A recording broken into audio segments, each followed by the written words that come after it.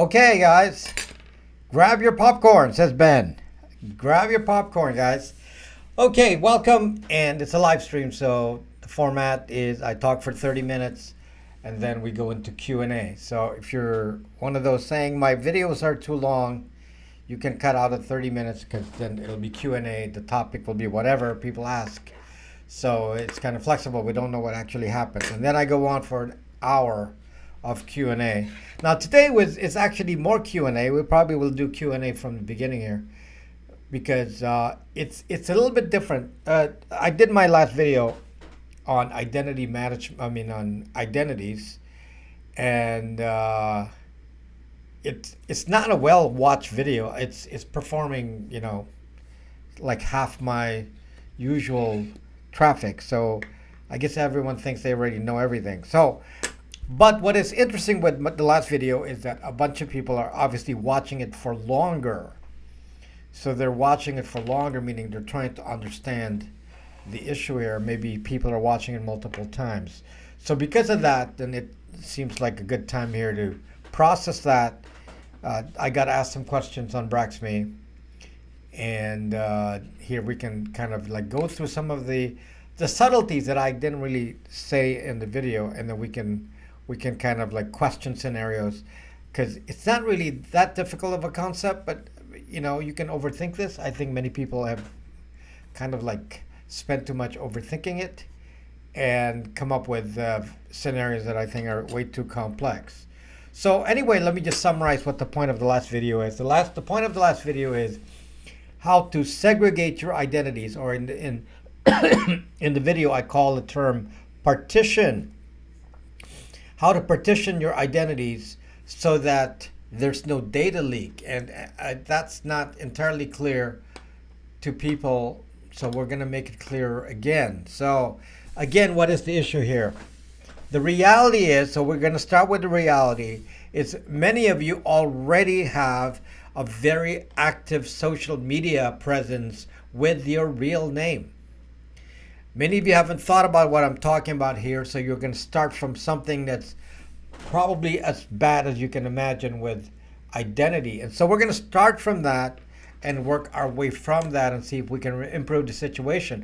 But I just want to make sure that we all understand that the target market here will be people who have not paid attention to privacy and are starting in pretty bad shape. So let's discuss that for a moment. So if you're one of those people who have been on social media using your real name, and which is like maybe the majority of the people, where you are on Facebook, where you're on Google with a real name, Google ID, your email is your full name, and a lot of us have done that. So it's not all that new of a concept that for a lot of us to make that mistake. That's pretty common actually, for people to establish their Google name to be their real name, so which becomes the Google ID, and that's how you're known on Facebook and on Google properties like YouTube. And then there's the Facebook, and then on top of that you're known by work. So let's assume you work in a field where everyone knows you and refers to you by name to buy things from you. Let's say you have a business that is based on your name. Consultants,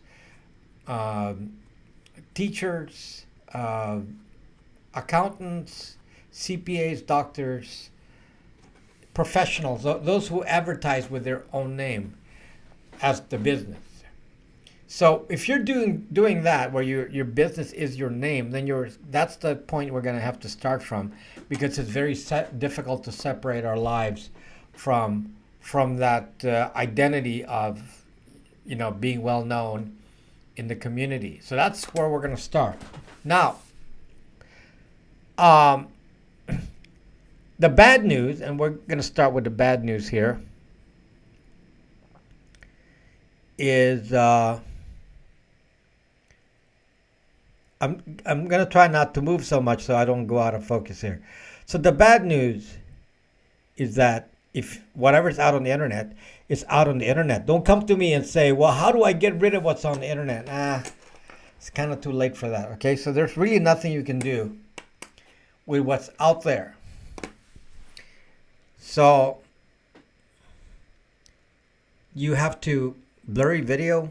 I guess that's 10 seconds ago. So I'm gonna stop. I'm gonna stop moving my head so it doesn't refocus.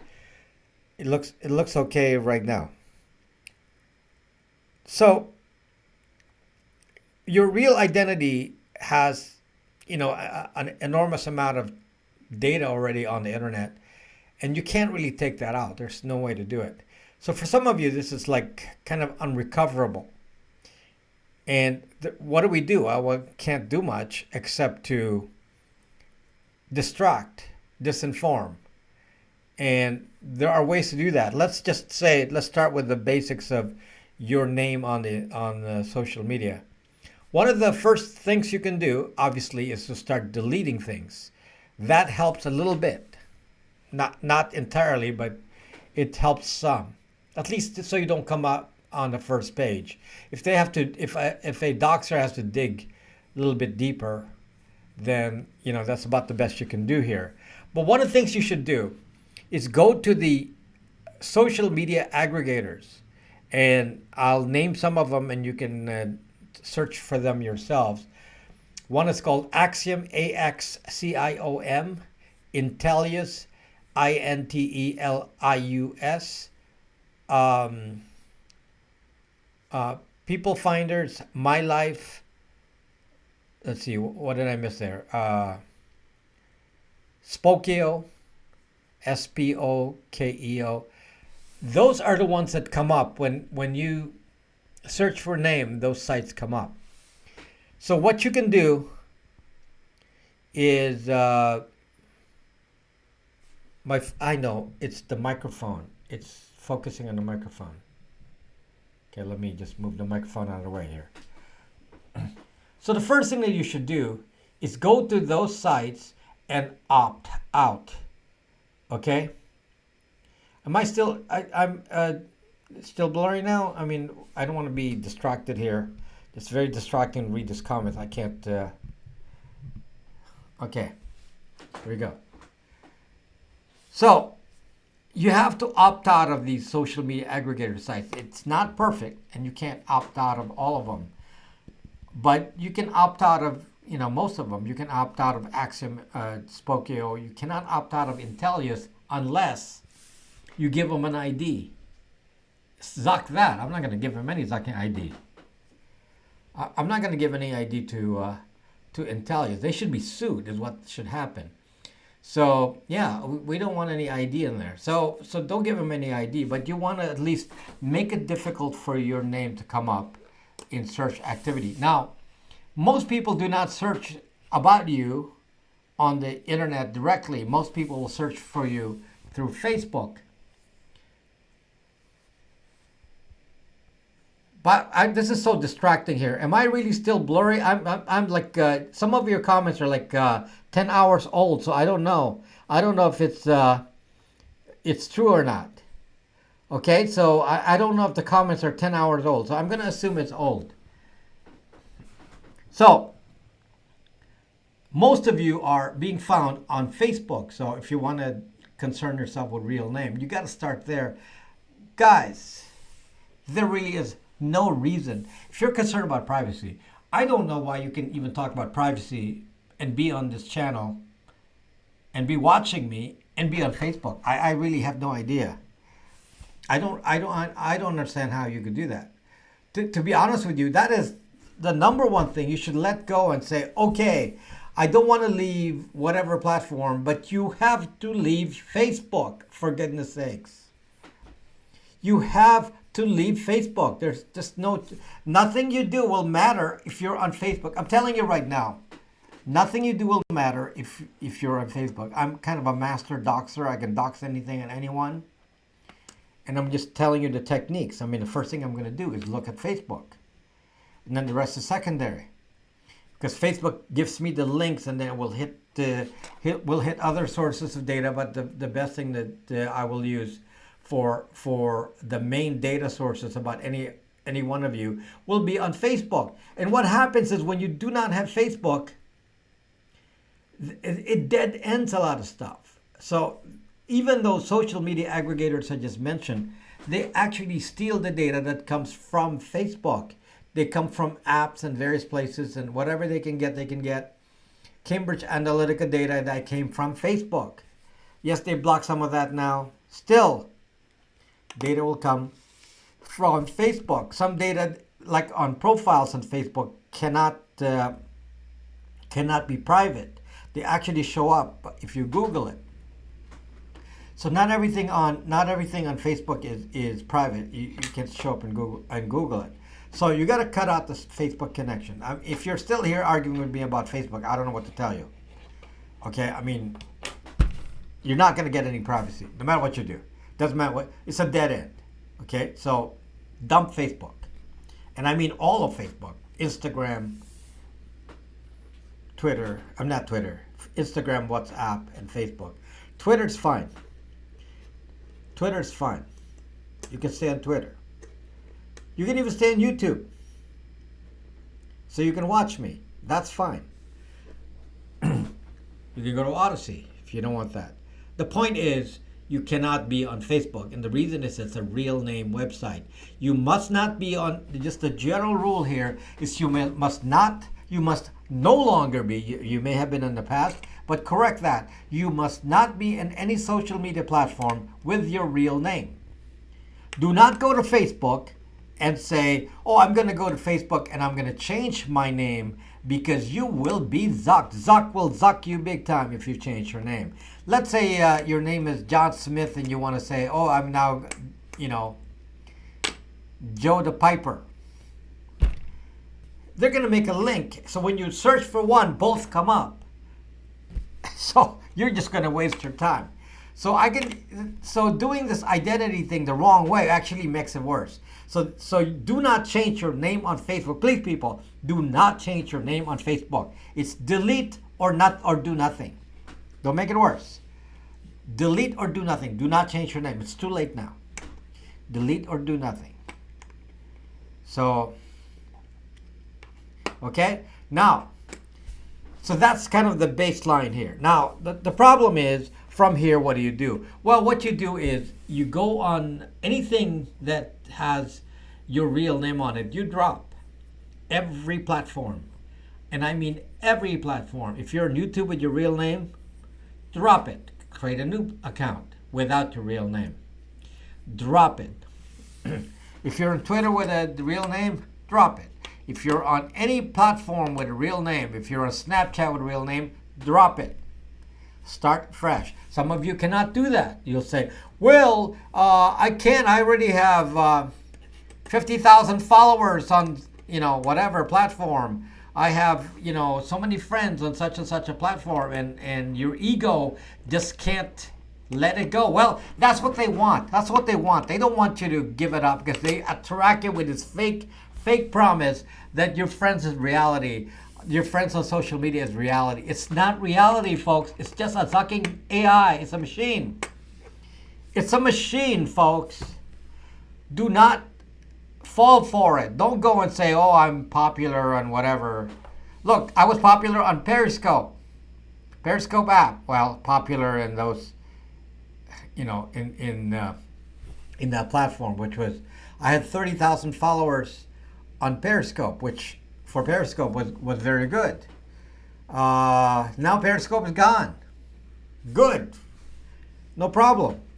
The point is, do not be caught up with the importance of these zucking followers. It's not important. It's more, your privacy is more important. Start fresh. Okay. Now, one of the things that you're going to find in social media is if you go in social media and you do not think about your identity, you will be destroyed by your friends and family. Let's say you go to Facebook. Let's just go back to evil Facebook for a moment and get zucked. Let's give you an example how you get zucked. So you go to Facebook and say, I'm going to change my name. I used to be Ben Capman, and I'm going to call myself Ben Stone. So now I started a new Facebook account with Ben Stone. You start a new account because you followed my instruction, and as far as not deleting it, not changing your name, but you set up a new account. And then you brought your friends over. and your friends are now through their contact list and any of the data are location data and so on are actually crowd verifying that you are still Ben Kapman. So in which case, what the Zach? What are you doing? The way to do this is do not put your family in the same social media accounts as non-family. Separate that. Separate work, non-work. When I say partitioning, you got to think about these things, okay? Partition the groups of people who will want to see your data. When you want to talk about what happened in your family, family events. Let's say you got divorced, okay? Now, this is a very common thing. I mean, 50% of the marriages fail. So therefore, it's a very common event. But if you do that into a global platform where everyone in your work, everyone has to know about this, it's none of their fucking business. Why do you then put everyone on the same platform? Because your ego says, I got to get as many followers as possible.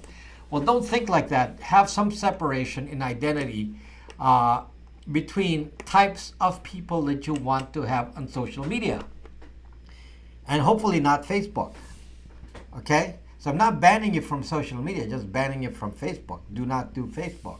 Now, having done this, so you've isolated yourself, you created identities, and your work is now isolated to work only. What is this identity stuff that I keep talking about? Because you have to match certain things to make sure that your identity is secure. So you created a new identity, Ben Stone, instead of Ben Kapman. So Ben Kapman is let's say your work name, okay, and then Ben Stone is your new identity for social media. So what you have to do is make sure that there is no connection between the Ben Kapman account and the Ben Stone account. And how are you going to make the connection? Well, the connection is going to be drawn by big tech from IP address. Well, not so much IP address, but location, which comes from IP address.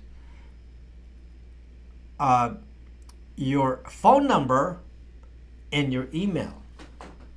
Location, phone number, and email. And then by location, I mean, exact location, GPS position of your house. That kind of exact, okay? Which is what we're afraid of. That is actually what's being collected when you have an IP address, not on a VPN. That's what's being collected, is your actual exact address to the house, to the building.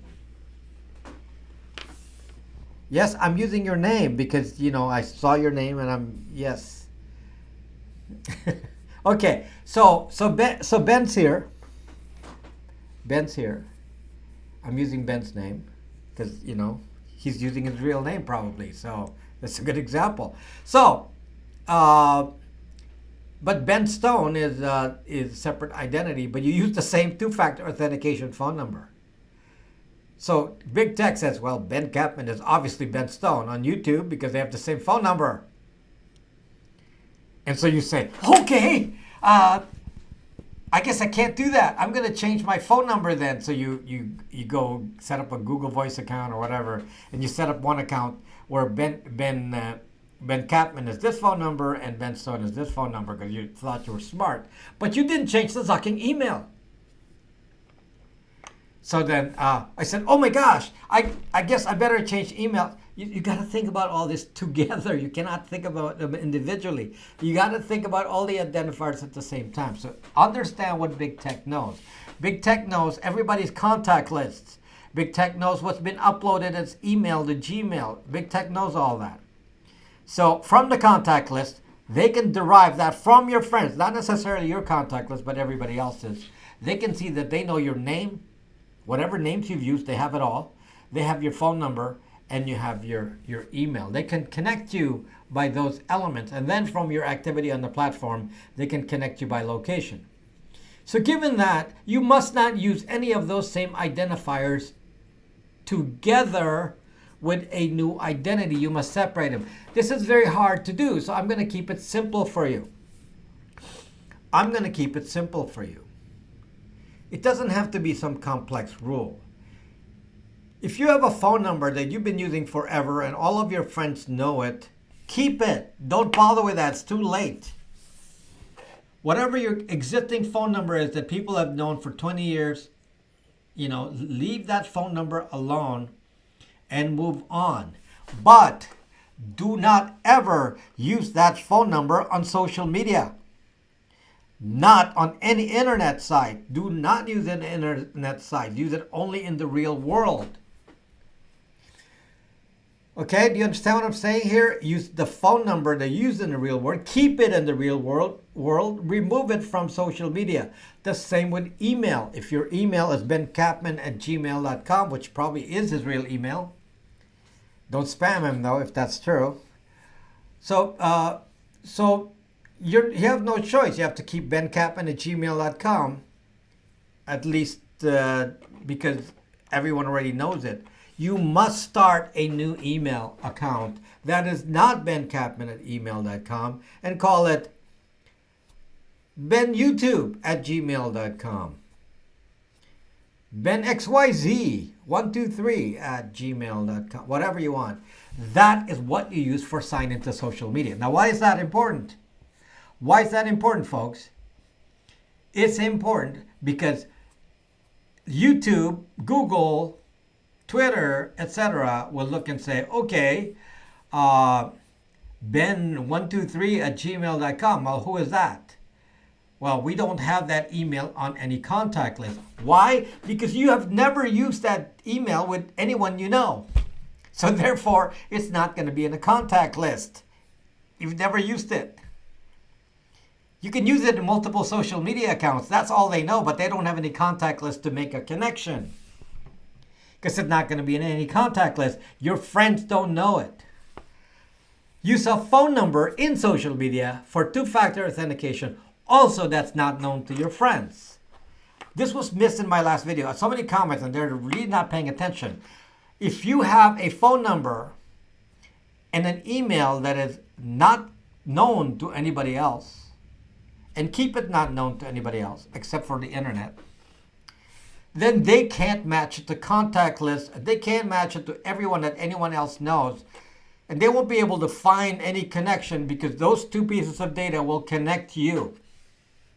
In fact, even if you didn't use your real name, it would still not be able to connect you if your name is common.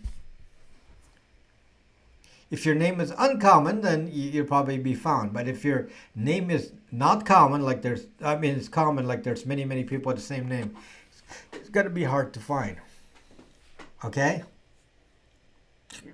Sorry, I'm having hiccups here.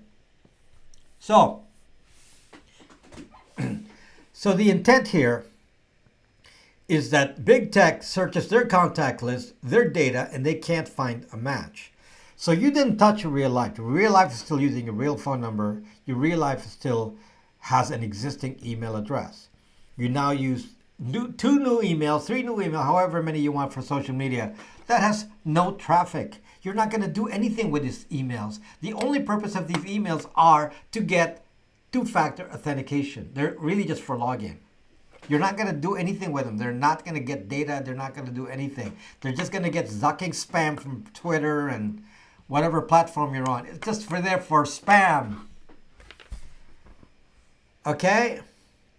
Now, don't you think this will work? This will work very well because then social media sites like YouTube and Google, which is Google, can't profile a non-active email because they can't get any data from it. They only know that you're on YouTube and you're watching Rob Braxman videos. Well, who's this guy?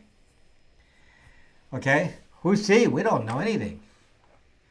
And so that's fine. Don't be afraid to go to YouTube and use the resources and watch video. Don't be afraid to reuse the resources. We actually need to do that. Waste their resources. Just don't give them anything to profit from. So do that. So now, as long as you don't connect your real name stuff to those accounts, it will be fine. So now, the idea here is to isolate what is the data available to social media so that they can't match it to your real identity. Now, this is not enough. Let's go back to email. So you're now your email again, your Gmail. Well, your Gmail is being read. I mean, this should be obvious, but to most people, it's not obvious.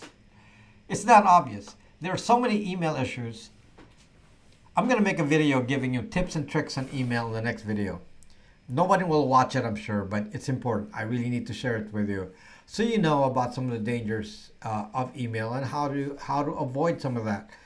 But one of them is that, of course, if you're on any of the major platforms, I'm talking Gmail, Outlook, Yahoo, iCloud,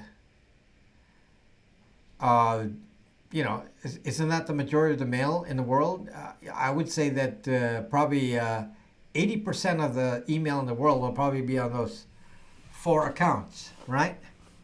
Pretty much Gmail, Outlook, Yahoo, and iCloud. That's probably most of it.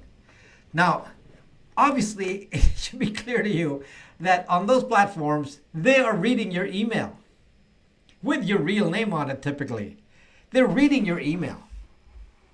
So, and some of them will make a promise, well, we don't read your email. BS. Of course they read your email. Okay, that's how they make money. They give you a free service. Yahoo, I used to pay for a Yahoo account. And,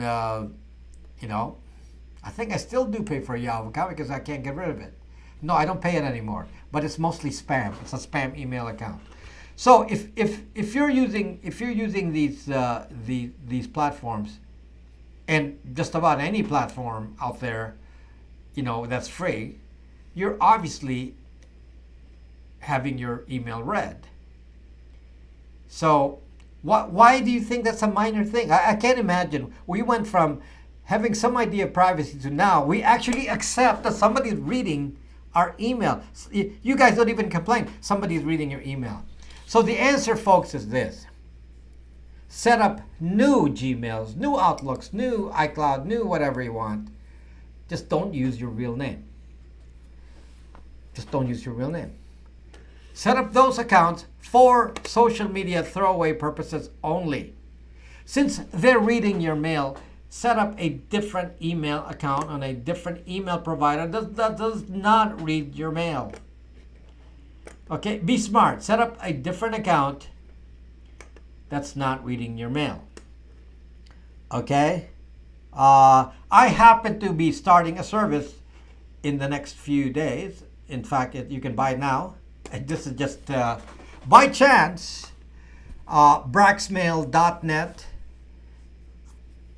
is available, and we go to Braxme, and you can actually purchase my a subscription to my email service where we're not reading your email. It's not in big tech land, and we don't put the IP address on the mail that is sent out, which is true of all of them. They all put the IP address on the sending email, identifying you further and actually identifying if you use 2 different emails on the same computer, the same home, they will be matched. It's coming from you because they will have the same IP address constantly. Okay, not just once, but on a regular basis, they have the same IP address. So if you want to do that, then you're zucked. So the way is to move your platform to a place that does not send out an IP address and that is not in Gmail or Outlook land. So I have that service that people have been asking for this for years. That service is now available. It's $50 a month. This is not a sales pitch. I'm just telling you that that service was open because of demand. People have come to me and said, well, we want this. This is not a proton mail. This is not a honeypot. We're not claiming anything here, okay? No claims. It's a regular email, but we're not going to read it, and it's going to have no IP address, and you can have use of 5 domains at the moment. There'll be more domains, and interchangeably you can use brax.live, braxmail.net, email1.me, bytes.me, braxsecure.net. You can use all of those with your name. So if you're Ben Stone, not Ben Kaplan, but Ben Stone, if you're Ben Stone at brax.live, you can also use the same email, benstone at email1.me. They're all going to the same inbox. So that's $50 a year. Did I say a month? No, a year. Sorry, a year. Okay.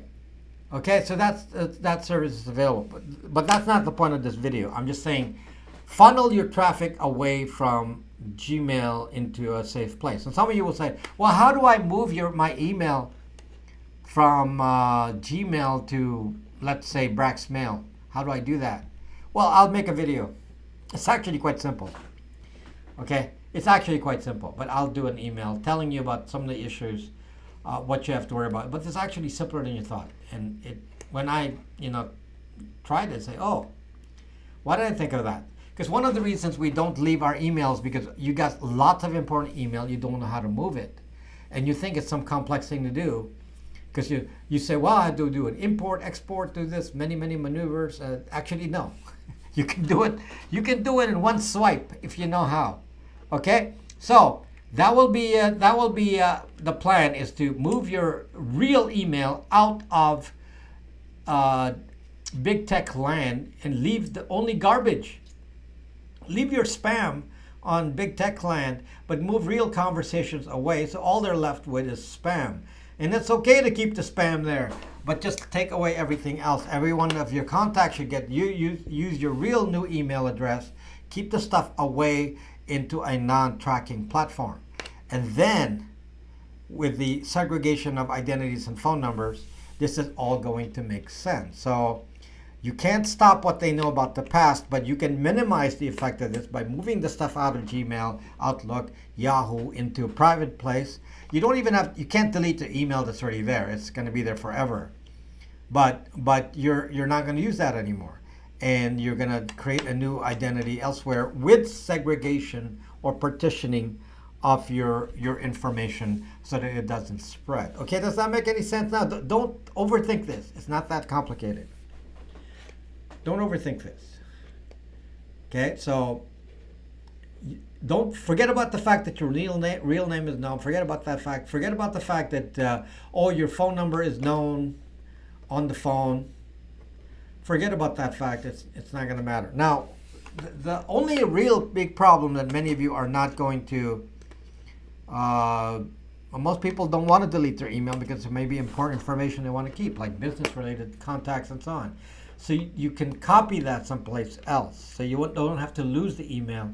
You just have to remove it from IMAP on the servers of the opposition big tech. You're going to remove it from their IMAP and going to put it someplace else. You can either put an IMAP someplace else, or you can put it in a folder. It's whatever you feel like doing. Local folder. You can do whatever you want. So I'll teach you both. Okay? So the final big thing is you got your phone. So you got your phone here, and your phone is emitting a device fingerprint, as I said. So this one is very simple. You get a de-Google phone, and then you don't have to worry about a single darn thing, because there's no identity anymore. Don't say, oh, I got a de-Google phone. What do I need to do? You don't have to worry. They don't know who's using the phone. Oh, I'm using 2 identities on the phone. It's going to be a problem. No, because the 2 identities cannot be connected by the device fingerprint. It doesn't exist. Seriously, people ask me, you're overthinking this. I got a de-Google phone. I don't know what to do. There's nothing to do. Use it. That's it. The solution has already been done. There's no identity on the phone. You did not log in. Just think about that. You never logged in. That's it. That's all you need to think about. You never logged into a de-Google phone. So therefore, nothing is known.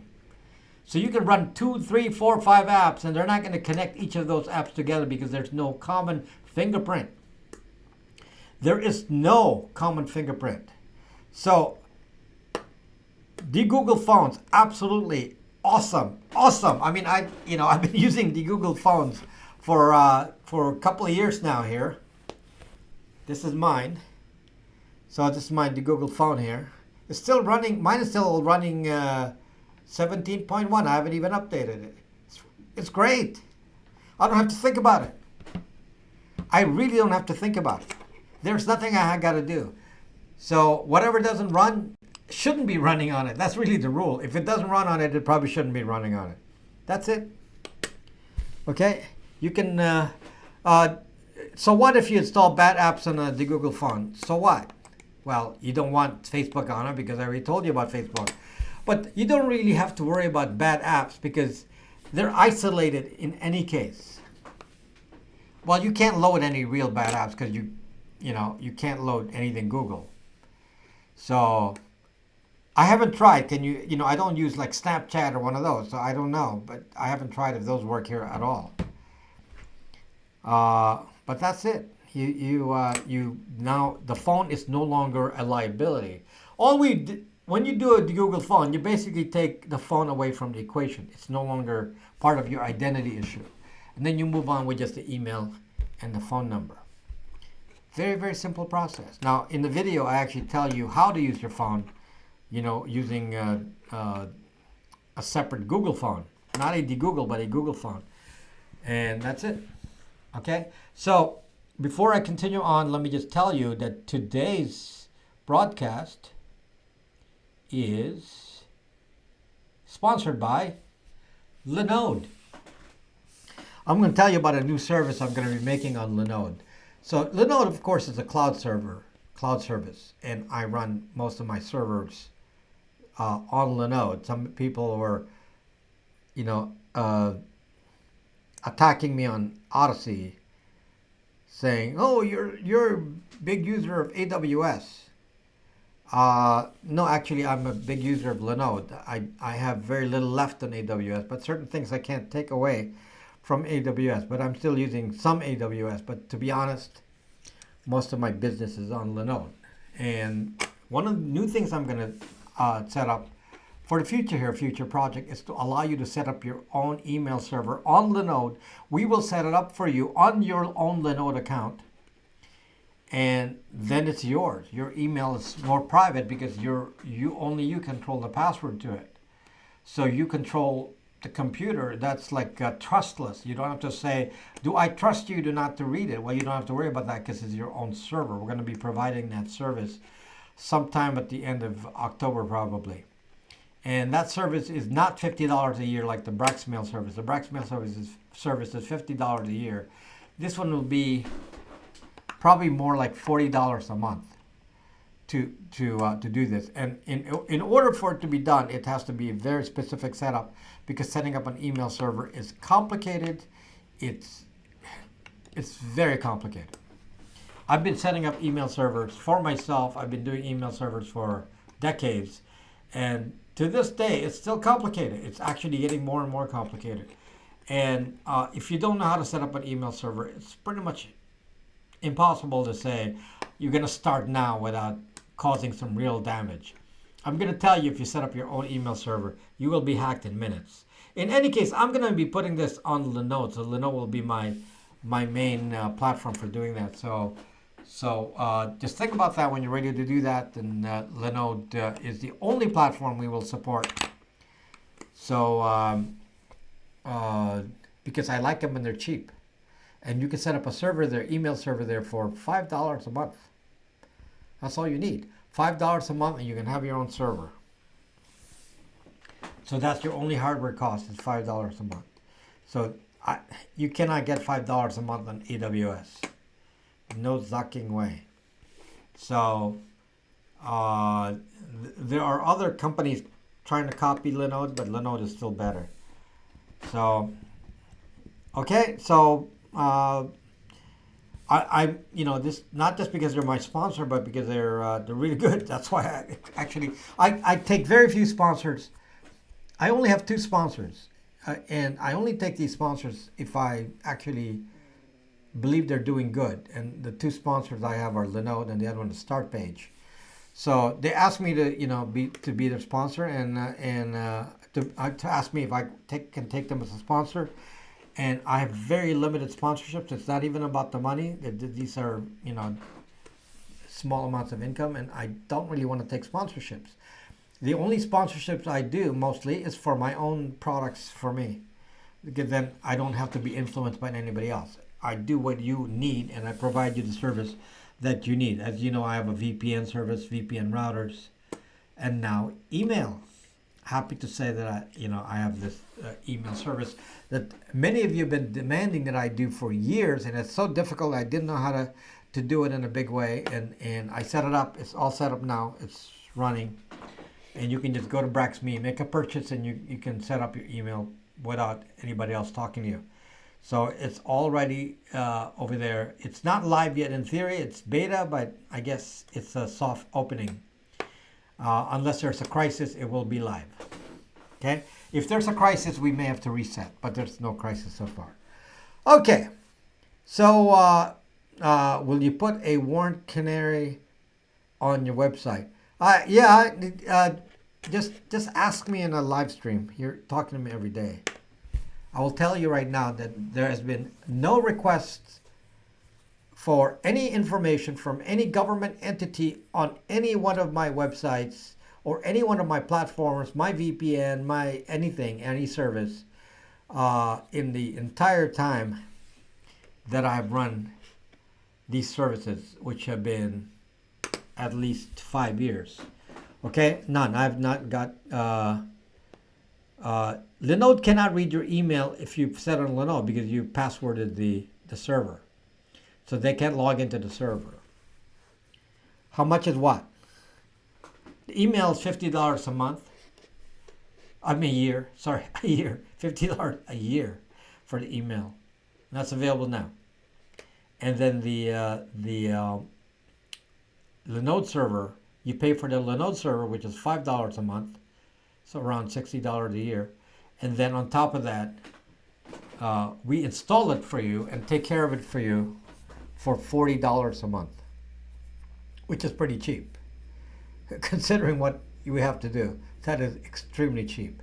So unfortunately, I'm not, I gotta like make it so that that's possible with a lot of documentation. So, okay. What else? What other questions do you have here? What else?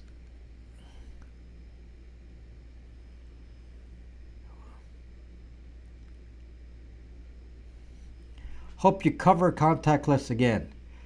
Yeah, I'm going to cover it in the email video. I don't know, guys. I come up with these videos, and some of the best, most educational videos are not watched. Like today. Today is a very educational day, and very low viewership. So we're getting what? Concurrent viewers, not even 400. If I talk about a drama, it'll be 800. If my video is about something dramatic, like Google is doing this or Amazon is stealing your data, everybody watches. But when I'm trying to teach you something, nobody fucking watches. So it's kind of frustrating for me. I guess it's not entertainment. So I can do two things, entertainment or education. So you got to mix it up. So this video, the last video is definitely educational. This video is educational. The next video will be about just the email slice alone, because I want to discuss certain aspects of the email that I have not talked about. For example, do you really need to do POP3 versus IMAP? Because you're worried about your privacy. Oh, do I need to do POP3? Some of you are saying, what is POP3? Then that's another question. But that's the kind of stuff that I need to answer for you. What about the contact list on the email? If you're using an email client, what about that contact list? I got to explain that to you. What about cybersecurity attacks on the email? Are you guys familiar with the beacon attack? Did you know that some email clients are easily attacked with a beacon attack and some are not? And I've tested it. I have a live show that demonstrated this. And what can be read on the email, what cannot be read on the email from the outside.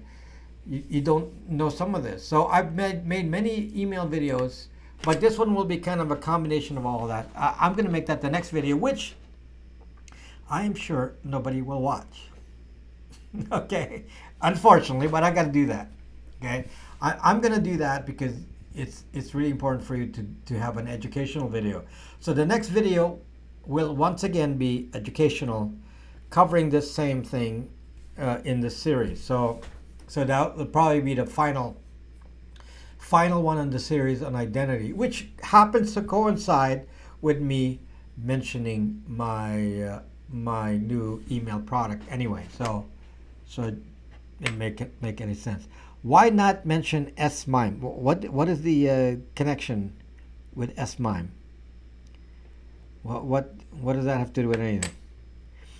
Most of us do watch all videos. Well, not most of you. One half of you watched. So the last video is only half the viewership of the prior video. From the prior week. Half. That's how bad it is. Sailboat episodes. I want to do that too, but I've been busy on the email, so I haven't gone sailing. But my sailboat episode, Rick Rack, will be single-handing. I will single-hand the boat completely and show you I can do that even on a large boat. So I'm going to do that video as well. Okay, and then I have music videos. I have them all. I have the recordings of the videos. I just haven't posted them. So I can post more of that. Okay, so is your pseudo app any good? I don't know. What if three-letter agencies? What if three-letter agencies requested data from Brax Mail? If they request that, then you have to give the data. This is not different from any product. Okay, so don't even talk about it, because the real reason is, if you're gonna be talking about anything important, why are you doing it on email? That's actually a dumb point. Okay, yes, the government can request a copy of the email. Yes, they can do that on any. There's no one is exempt for that. That's the law. So don't even ask me. Okay, don't even ask me to say, what is yours different? You're going to give in to the law. Well, obviously, if they ask, you have to give it. So that's not an issue. But the difference is, mine doesn't have an IP address on the send. Okay, it doesn't have an IP address. That's very unique. You don't get that, where an email product doesn't have an IP address. They always do have an IP address. Thank you, Red Dad. Thank you. So yes, so I will have to suffer through low viewership on the next video, but it won't be a long video. It'll just be a few quick tips, but it's going to be important. The few things I'm going to tell you will be important, and then once I impart that knowledge, then we can move on to bigger and better things, right? But I need you to know that, and yes, it will be a low video. I won't get the viewership. My subscriber count will go down, whatever, and but you got to be educated. It's got to be part of what I have to tell you. Okay, so don't ask me about am I subject to the Patriot Act? Everyone is subject to the Patriot Act. Everyone, be it Gmail, Google, whatever. If you want to not be subject to the Patriot Act, I give you a solution. Have your own server, which we're going to be offering you. If you have your own server and they need to check out your email, they have to talk to you. Thank you, M3 Ted. Thank you. Do you understand what I just said? If you have your own server and somebody said, well, we have a warrant, we need to look at your email, they have to contact you. So you'll know if you want to do that. So for those of you who want to go to that level, then you are able to. That we will be offering that. Okay, like I said, for about $40 a month, about. Okay, but if you don't need to do that, then if you trust me, so you can have my VPN product, you can have the email, and I hope you can trust me, because this is what I do, is protect you, and I'm always coming up with ways to protect you. I've been running my secure platform, BraxMe, for many, many years now. As many of you have been on BraxMe since 2016, I believe. So some of the 2015, 2016, since some of you started on BraxMe. Mostly 2016. And a lot of you here on YouTube joined BraxMe just in the last year. There's quite a few people that joined just in the last year. since they found me on YouTube. So Brax.me is a secure platform. So what is unique about Brax.me is not just that the conversations are encrypted, which they are. What is more important on Brax.me is there is no identity on Brax.me. Believe it or not, Brax.me has no IP address. We do not collect IP address. My server has no IP address. There is no IP address in the database. The only time that I keep any record, and I need this for attacks, it's when somebody attacks me, a troll. If somebody does behaviors like trying to log in with 100 accounts, any kind of behavior like that that is not normal, then the system starts logging hashes of the IP so that we can lock that person out. That's about the only time. And we only take the hash, not the actual number. Okay? We do not record IP. If you examine my server, which is open source, Brax.me is open source. So there's no secrets there, but we do not record your IP on the server at all. We actually strip it out. So if you look at the log, there's actually no IP address. So you can use that platform too. People say, well, it's kind of, dated looking platform. Whatever you think about it. If you don't want to use it, don't use it. But I'm offering it to you as a service for free. So you can use that. And what happens is from Brax.me, you can now control your VPN service and your email service from your one account. And it'll be right there. You can pay for it there. You can converse there. You can join the groups. You can basically have a one-stop shop location for doing anything related to privacy. So, and it has file storage. You get 4 gigabytes for free. You can store unlimited photos on Brax.me, and I'm providing that free service. I also provide for privacy. I also provide a free XMPP server, which is xmpp.brax.live. That is free. I pay for that. You're using it all for free. Many of you are using xmpp.brax.live, so you can use that for free. Later on, I may limit that to people with subscriptions. At the moment, it's not limited yet, but I may have to limit that to people with subscriptions. So, okay. So yeah, I mean, might as well make use of it. People are like constantly complaining about, should I use this versus Signal versus this and that. It's actually not the same thing. Okay, Brax.me is a social site. It's not really. It's not a Signal. That's not what it's for. It's for talking with people in a group. So, the thing is that Brax.me does not ask for your identity. Even if you had an identity. Let's say you have a Brax.me account because you have VPN and email. You can set up a second account with no identifiers. So maybe your primary account has all your accounting information in there and your purchases. And then you can set up another account that is not connected at all. In which case, then we don't know who that is. You bought a Google phone. Thank you. You know what? People have wondered, if I'm here to cheat you and selling you this and that. And some people are making these comments, and it just really hurts me, okay? So I'm going to tell you right now, and I'll be honest with you. I have sold thousands and thousands of phones. Thousands. Okay, thousands and thousands of phones. I have sold many, many phones. If people are unhappy with what I've done, you will hear thousands of people come here and say, this fucking guy is a fraud. I have had people on Brax.me. There are 60,000 people on Brax.me. If their privacy has ever been lost on Brax.me, they can come here on chat where I can't edit what you're saying.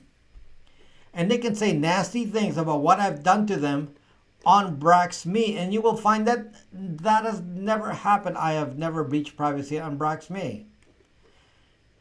Okay? Never. So you are so secure, and I have not done anything. Like my VPN has no logs. And you say, well, how do we trust you? Well, because I have a record of trust. I have a record of trust. Okay? I've not screwed anyone of phones or VPNs or now email or Brax routers. I've not screwed any of you. People have come to me and say, well, I want a refund. Yes, we have a 30-day refund policy. No questions asked. And you get refunded, and I don't argue. You just, you don't like it for whatever reason. If you're not satisfied, I refund you. No big deal. So, it's important for me that my mission is to help you. Now, the fact that I'm running a good company with it is best for all of us, because the more I'm empowered to do this, the more information I can give you. So I don't have to beg for money, because we have a model here where I'm getting paid for services anyway. So we all win. So, and thank you for your support in that. Place a live webcam on the server. It's on Lenode.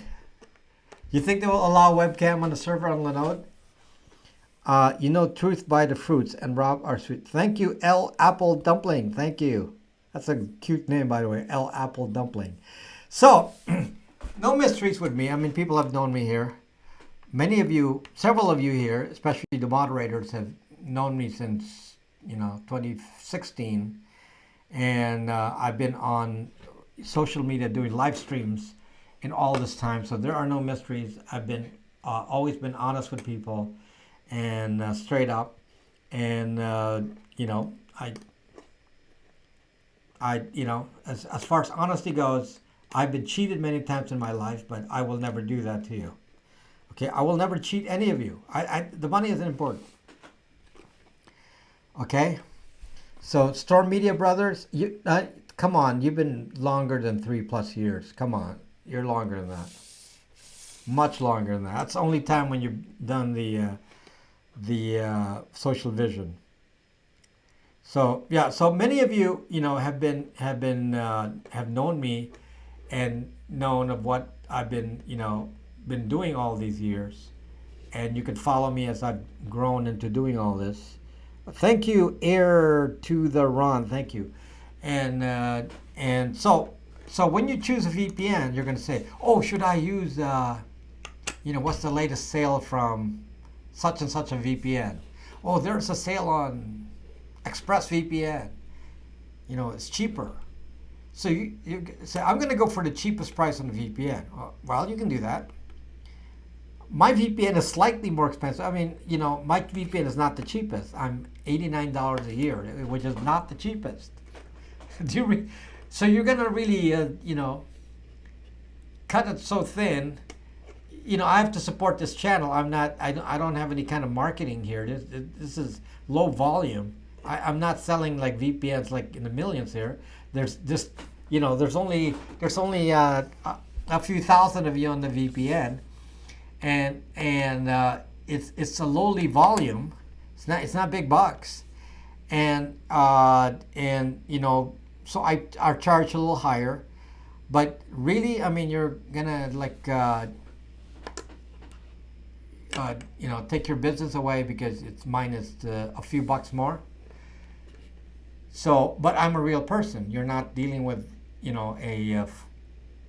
some secret corporate entity. There's no secret corporate entity. Everything is owned by me.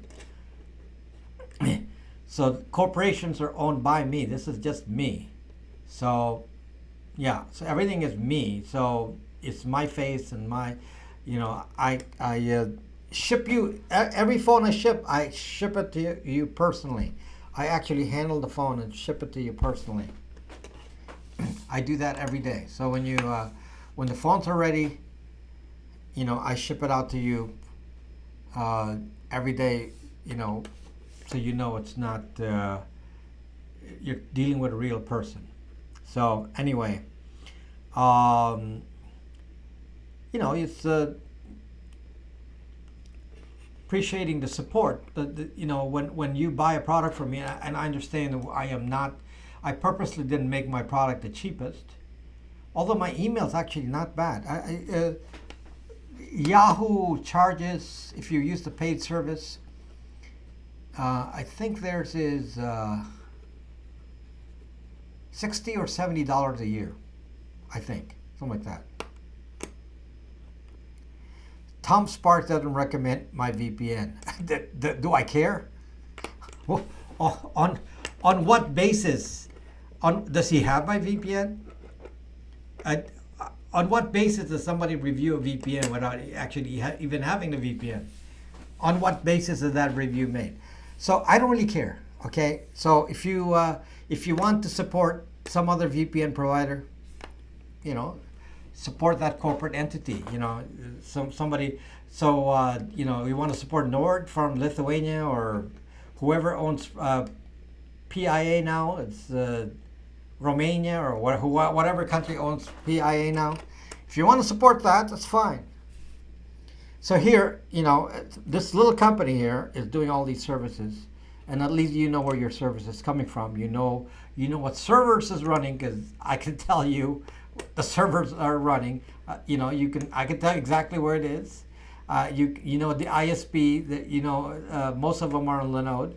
There's no mysteries here. So if you value some of that, dealing with a real person who you can trust, then hopefully then I get your business as well. So hopefully that's the plus. And again, we're a tiny little company. I mean, some of you are saying, "Can I get a job? Can I get a job?" This is not Linus Tech Tips, okay? Linus Tech Tips has many employees with a big building, and he has. How many subscribers does he have? 10 million, 20 million? I don't know. He has a lot. He has so many subscribers compared to me. So he can run that big operation. This is, I only have 341,000 subscribers here. So this is a tiny channel. Okay? So it's not enough to actually live on the channel from advertising. He lives off the advertising. I don't have that. So anyway, most of you want to know the history of the email. What actually happened was I've been requested this email product over and over, and I've been researching over the years. Said, how do you Zucking do this well? So I did a trial, and I said, okay, let me do this. And I understand the problems of email. I know email very well. I mean, I've been working with email.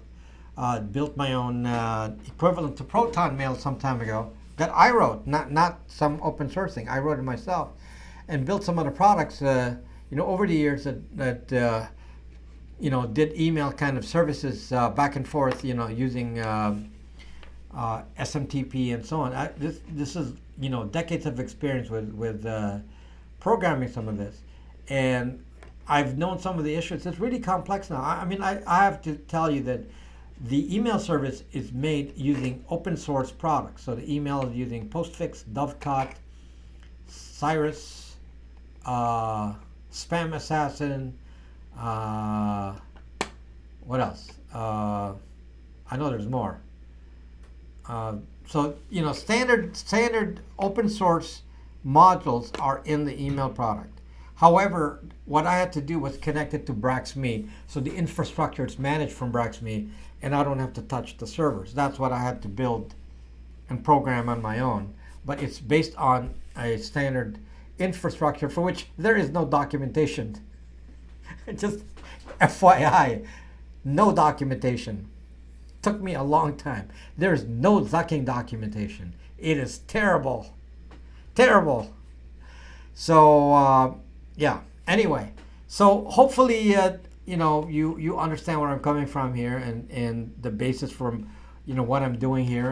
And hopefully I'm starting a long-term relationship. I don't know I'll be selling phones next year. We don't know what the privacy world is like. So instead of just having fixed products, we just react to the moment. Maybe next year we all need a Faraday bag, so then I sell Faraday bags. I mean, whatever is needed for the situation, that's what we're going to deal with. So it's a privacy community, and I'm going to provide what I can with privacy services. Not necessarily provided by me. It could be provided by somebody else, but this will be the way to centralize that community where we can do privacy services here, and that will sustain a business, obviously, but also will sustain a community. No need to justify your company to trolls. I'm not paying attention to trolls. Don't worry. Lost signal reception. I don't pay attention to trolls. uh, so you want the Faraday bag. So I don't even know what the trolls are saying. But anyway, the trolls were criticizing me on various platforms, and I don't have any patience for you. Well, if a troll comes up to me on YouTube, I'm not sorry. I'm not going to respond to you. I'm just going to delete your comment. Sorry, because I don't really care. Okay, I do not care. You troll me all day, whatever you want. I'm just going to ignore you. Okay, I'm going to ignore you. I don't really care. But there's some, if people with legitimate concerns come up with legitimate concerns, and I respond in a legitimate way. But when people are just trying to, say nonsense because they want to feel important, like some of you may not know this because you haven't been here last year, but just kind of to summarize this troll business for you. Last year, I was attacked very heavily by people from Reddit, mostly those who supported a particular OS, mainly Graphene, the Graphene OS. And they were upset that I don't talk about Graphene OS specifically. And they came in groups. They came from a Reddit group called privacy.io, and they attacked me nonstop. They went to Brax me. They spent all day attacking and talking about all my flaws, and it's like, yeah, say what you want. There was nothing hidden. They attacked in the open, and I let them attack in the open. And then I just realized that why am I wasting time with these losers? Seriously. If you think you're smarter than anyone about privacy, you don't need my help. Okay, you don't need my help. You're free to say whatever you want. If you believe something, then just say it. But I have reasons for believing what I believe, and I found over the years that I gotta trust myself because my beliefs are based on an experience that they don't have. So some of the stuff that I found, and just to kind of help you guide, my thinking here, is when I go out and solve privacy problems, I come from a different base, and the different base is I am. There is no doubt about this, guys. I've proven this to people. I am an expert doxer. Okay, I can dig out information on anyone and anything if I ever want to do that, which I don't usually do. But if somebody attacks me, you're not. No one can hide from me on the internet. I'm going to tell you right now, because I know all the tricks. No one can hide from me on the internet. So some trolls have attacked me, and I when I was doing. Some of you have seen me do this, so this is not. I'm not boasting here. They've seen me do this. I was attacked by trolls on Periscope, the platform I was on before, and then I just took the punch. The next day, I did a broadcast about each and every one of them, revealing details about their lives that they had no idea that I could find.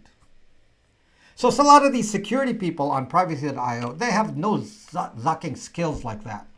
They don't really know. Everything they do is theoretical. They're theoretical cybersecurity experts. They're not like me. Actually, not only do I know how to hack, I have these special skills. I mean, I can really find anyone. Plus hacking skills.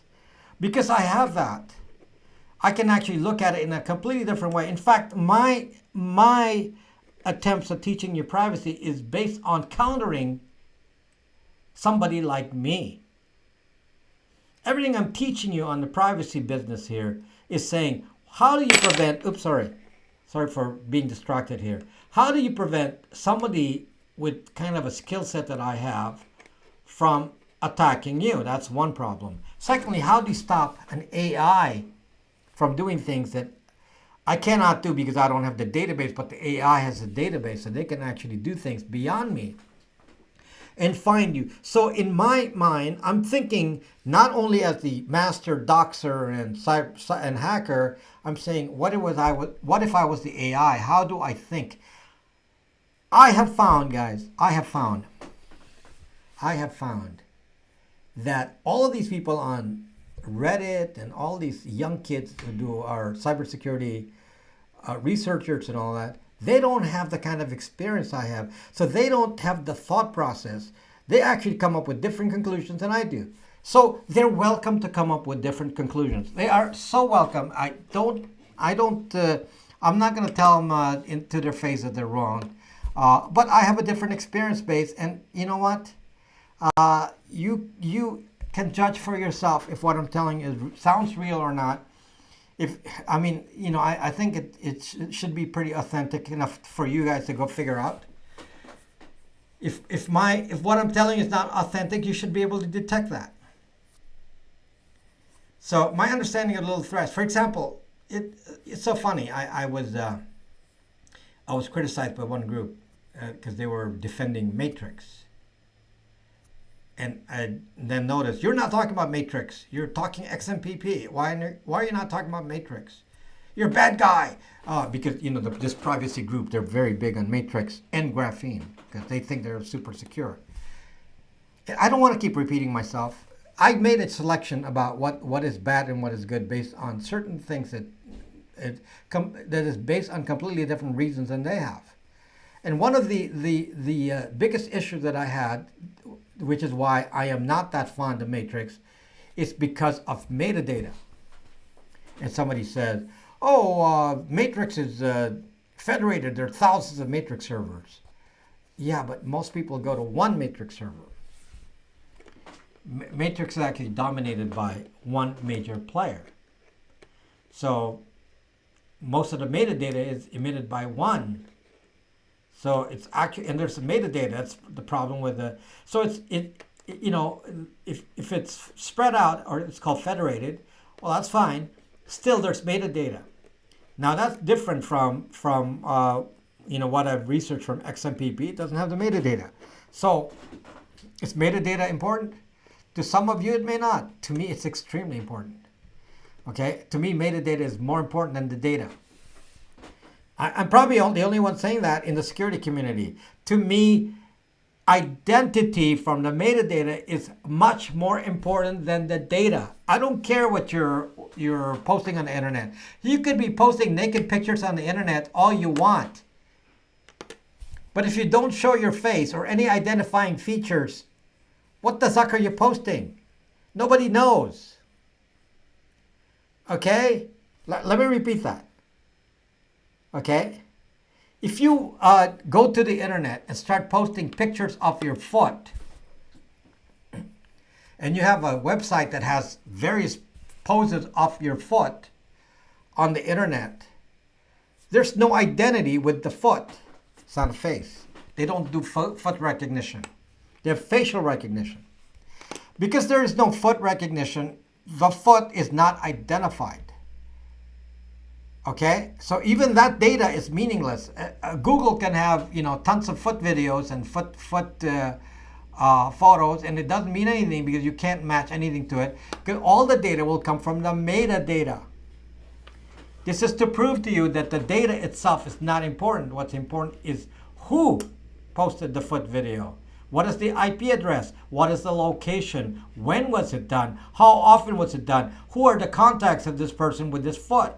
Then you're identified. Then the foot will say, well, this guy's psycho.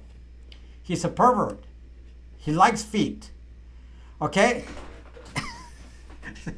I'm just giving you stupid examples here, but I'm just trying to tell you that I am not like some of these cyber researchers because they don't get it. They don't get it. They need to read more spy movies. They need to understand what actually goes on in the three-letter agencies. The three-letter agencies are not looking at your data because they can't have access to the data. They're using the metadata. How do I explain this? to a young kid saying, I'm going to learn cybersecurity and I found a flaw in such and such, and so I'm an expert. You're not an expert. You have a narrow, you may be skilled, but in a narrow way. I'm not skilled in a narrow way. I have a big picture view. Okay, so I just want to make sure you understand that I'm different. I don't teach you cybersecurity. For cybersecurity channel, you can go to Security Now. That's I'm subscribed to Security Now with Steve Gibson and Leo Laporte. They're kind of sellouts, to be honest. They never talk badly about Google or anybody else. They're sellouts because they make money from the sponsorships of tech. But they're good people. They have excellent information, especially from Steve Gibson. And Steve Gibson lives in Orange County, just 30, 40 miles away from me. So that's that's where you go for cybersecurity, for example. That's great. I'm subscribed to them. I watch their videos. I think they call me. What did they call me? Somebody said Leo Laporte called me something. Probably along the lines of a conspiracy theorist, something along those lines. Just stupid stuff. Okay, but anyway, that's a channel that's in my mind it's a cybersecurity channel. This is not a cybersecurity channel, although we talk cybersecurity. This is not a cybersecurity channel. This channel is unique, guys. It's very unique. There's actually no channel like mine exactly. There are channels that are similar, but no channels like mine exactly. I have a completely different take. I do not watch videos from other people in the privacy world. I do not. Okay, there are other people who are doing videos in this kind of tech land, in this kind of specialty area here, and some of them a lot longer than I have. I do not watch their videos. I don't know what they're saying, but I know it's different. I can tell this from the titles that my topics are different, my approach is different, what I say is completely different, and it comes from a whole different point of view. It's very practical. My knowledge of privacy is based on the fact that I know how to dig for data. For those of you who don't know my background, again, I'm going to tell you this again repeatedly. I've started software companies. One of the companies that I've started was medical. I was the inventor of electronic health records. I'm one of the first few inventors of electronic health records. When I started inventing electronic health records, there were only, I believe, 3 companies at the time. We were at the very, very beginning. I was one of those. Okay? And my end products were even sold by other people, and they put a different name on it, so it wasn't even sold under my company's name. Some of it were sold under major company names that because they just licensed the product that I made. My product is in, I don't know, it's all over the place. Just suffice it to say that thousands and thousands and thousands and thousands of physicians, many thousands of physicians are using my products, which means millions of patients and millions of people are using my product every day. So some of these people say, "What do you know? What's your credentials?" I'm like, "Fuck you! I don't have to explain anything. I am no longer in that business. I should be retired now. I'm not in that business." So when you're asking me, what is the source of my information for doing this? It's because of experience. One of the places where privacy is extremely important since the beginning was in medical data. I could see the medical data. I'm telling you right now that to this day I still have access to millions of records of medical data, and I don't want that access. But that's the way it works because it's not encrypted. So, a good chunk of the population can look at the medical data. So you're saying, well, I want to know who's vaxxed and not vaxxed. Well, that is so easy. That's in a central database held by the government at the Health Information Exchange. And it's in there. It's being sent with your ICD-9 and ICD-10, sorry, and CPT-4 code for the vaccination. So they know if you're vaccinated or not, or if you got infected already. They already know that. It's all part of that. So I have some special practical knowledge of that. And some of you say, well, what do you know about cybersecurity? Well, because I was the one that they came to when the big servers got attacked at any one of my corporate clients. If somebody was attacking and they can't solve it, they come to me. Okay? They would fly me in and say, I didn't even have time for that. That's, kind of a rare case. But if there's a problem that no one else can solve, I was the last man to call. So, if there was any kind of issue that nobody else can solve, then they call me. So that's that's what I did for a long time. So I don't have to boast about this. This is my real life. And some people here who watch me actually know what I did before. So anyway, hopefully that kind of gives you a little bit of a sense of who you're dealing with here. So now I'm just a YouTuber. I am just a YouTuber. I'm nobody now. So I actually learned to hide even back then. I used to, way back then, I used to do a lot of speeches, and I used to go travel everywhere and do speeches, and said, hell no, let me just disappear. So I've actually disappeared. I am not known by name in my industry, hardly. They just know they're using a product. They don't know who made the product. So I was hiding from even then. So in my industry, nobody knows my name. So it's they knew it back in the very, very beginning, and but they didn't know anything. Let's see. Bill Gates demonstrated my product at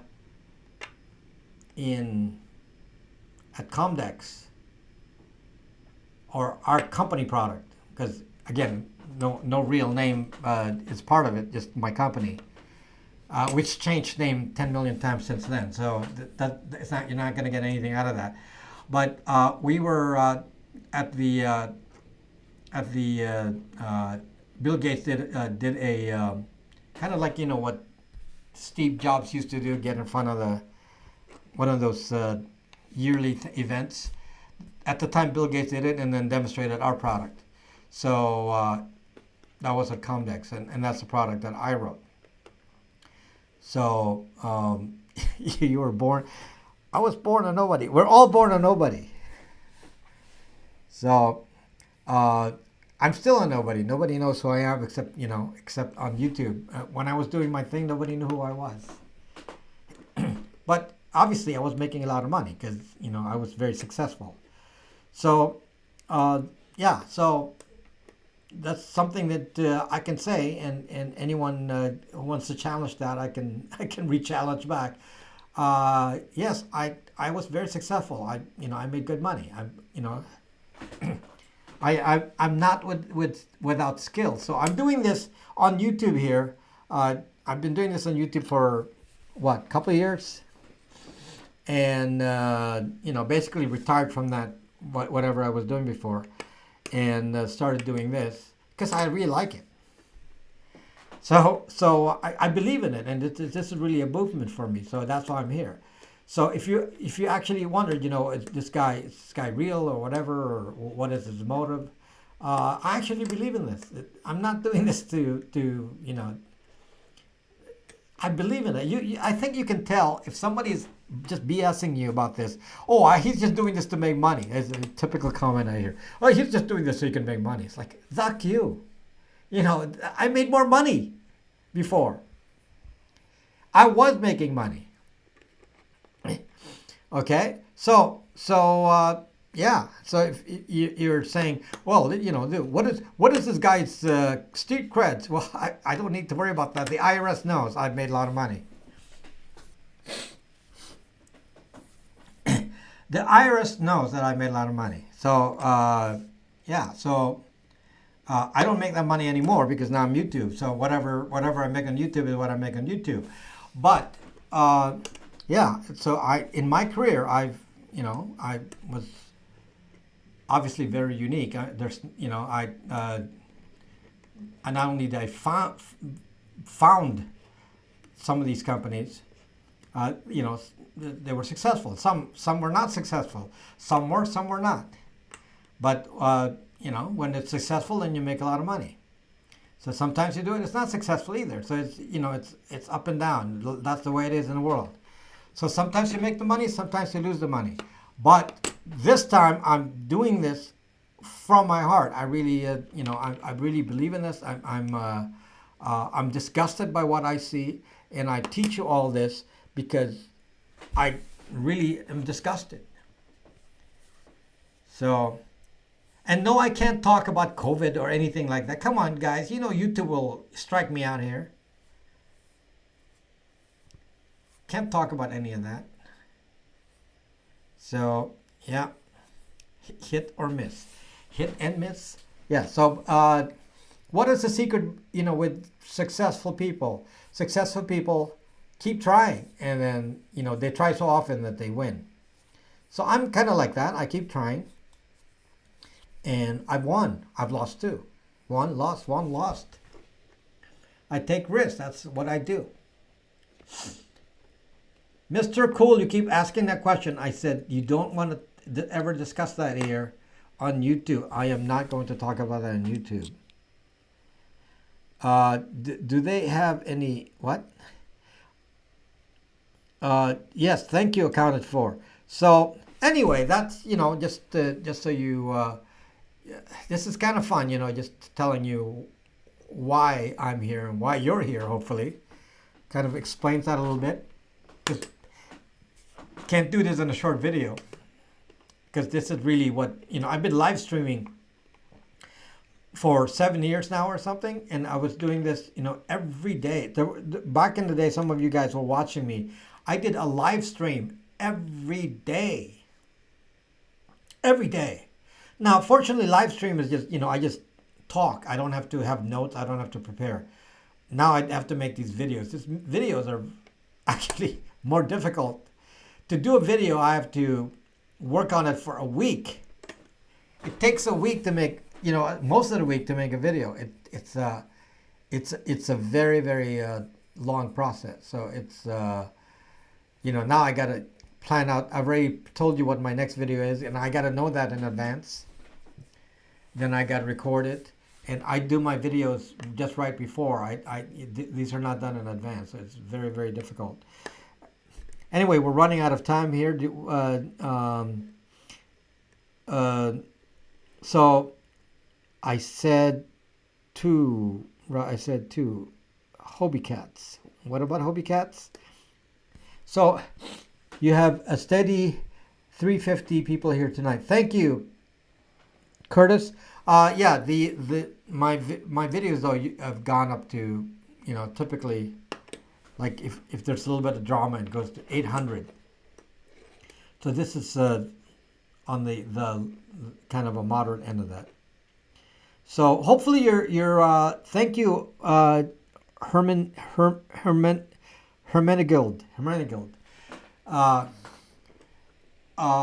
Hopefully you pick up some of the stuff at the beginning of what I said about